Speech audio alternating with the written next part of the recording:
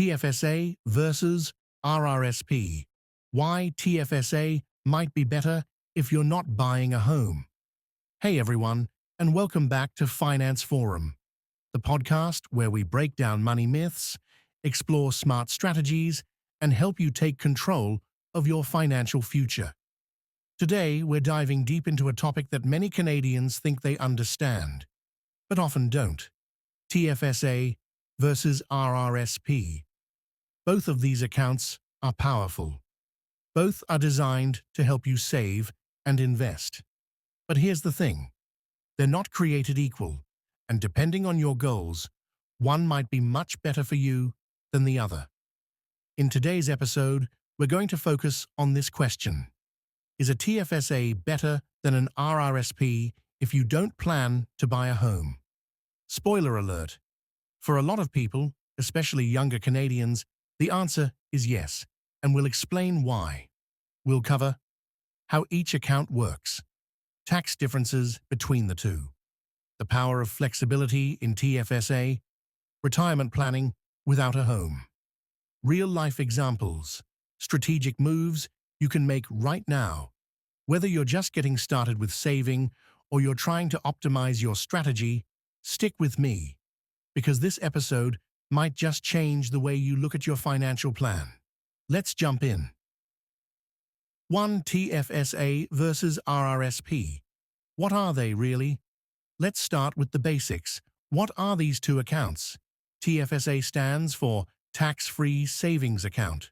Rrsp stands for Registered Retirement Savings Plan. Both accounts were created by the Canadian government to help citizens save money for the future. But they work very differently. With a Tfsa, the money you contribute is after tax. That means you don't get a tax deduction now, but your investments grow tax-free, and you can withdraw that money anytime, for any reason, with zero tax. Sounds pretty amazing, right? Now, the Rrsp works in reverse.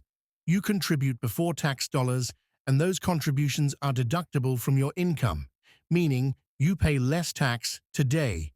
However, you'll be taxed later, when you withdraw the money, usually in retirement. So what's the catch? With Rrsps, you're deferring tax. You'll pay it later. With Tfsas, you're done paying tax. You never pay again on the growth. If you're earning a high income and expect to have a lower income in retirement, Rrsps can be a smart strategy. You get a tax break now when you're taxed at a high rate, and you pay lower tax later. But what if you're not earning a huge income? Or what if you're not planning to buy a home? Or what if you want access to your money before retirement? That's where Tfsa starts to shine. 2. The home buyer factor. One of the biggest reasons people use Rrsps early in life is the Home Buyers Plan, HBP. Under this program, you can borrow up to $35,000 from your Rrsp to buy your first home and repay it over 15 years. Sounds great, right? But here's the thing. If you don't plan to buy a home, you're not benefiting from one of the biggest advantages of the Rrsp.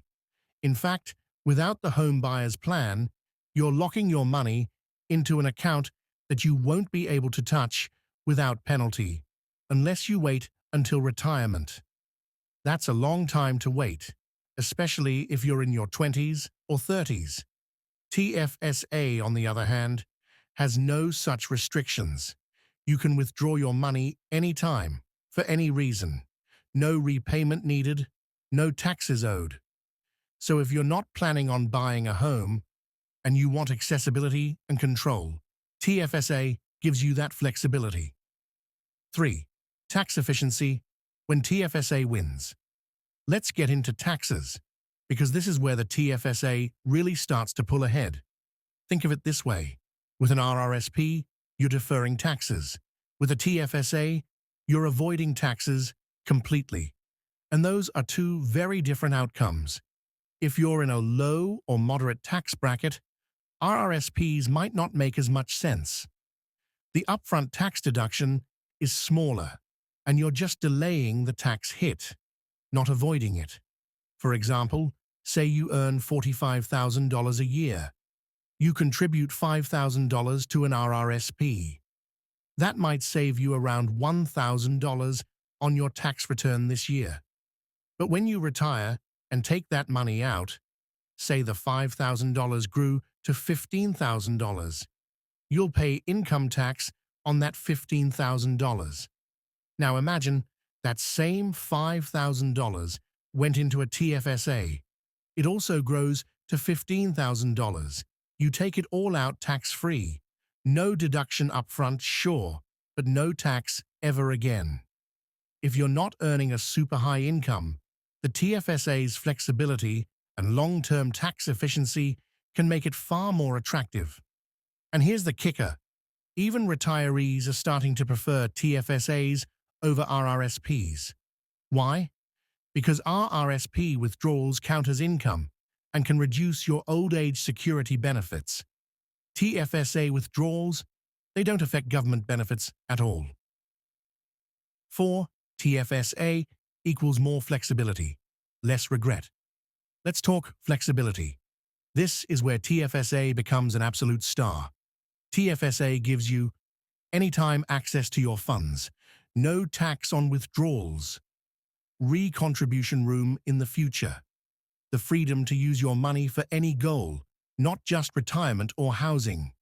Say you're 30, you don't want to buy a house, maybe you're investing for financial independence. Maybe you want to travel, start a business, or just have an emergency fund that grows. The TFSA lets you do all of that without locking you in. Here's a real example.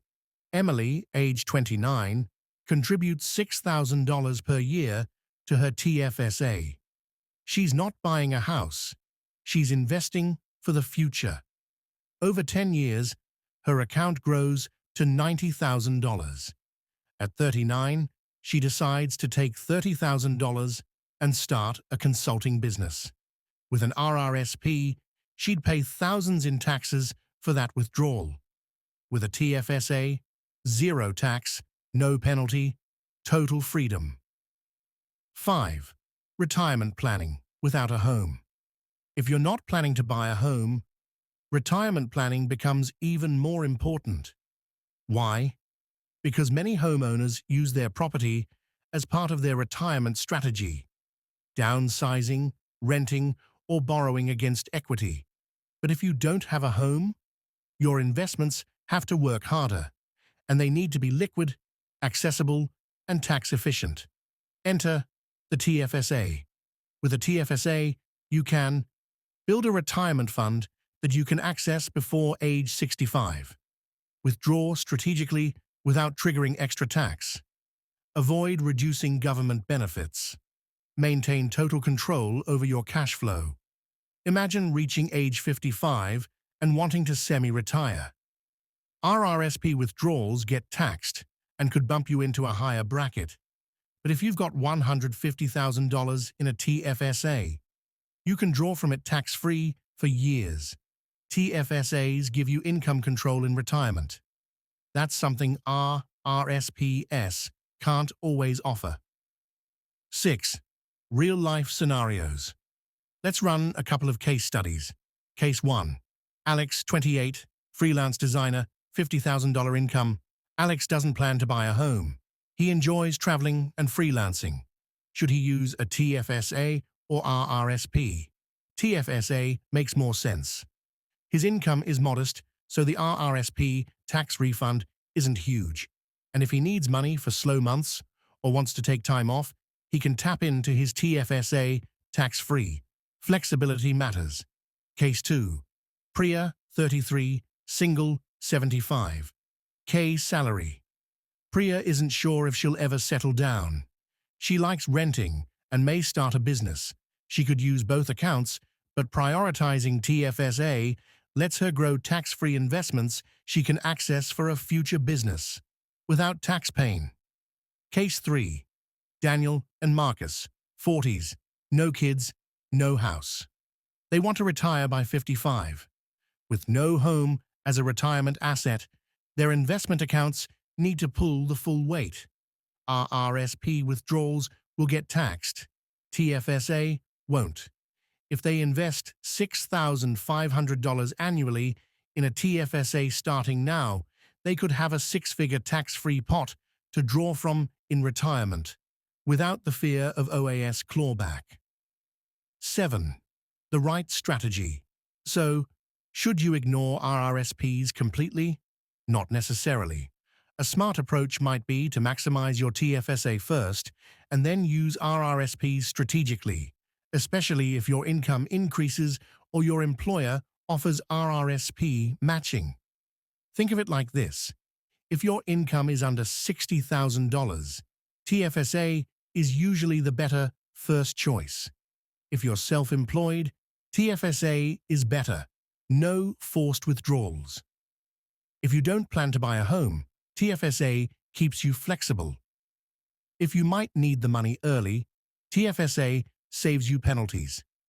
If you're young and growing wealth slowly, TFSA helps you stay liquid, and efficient RRSPs are still valuable. But without a house in your plan, the TFSA becomes your MVP.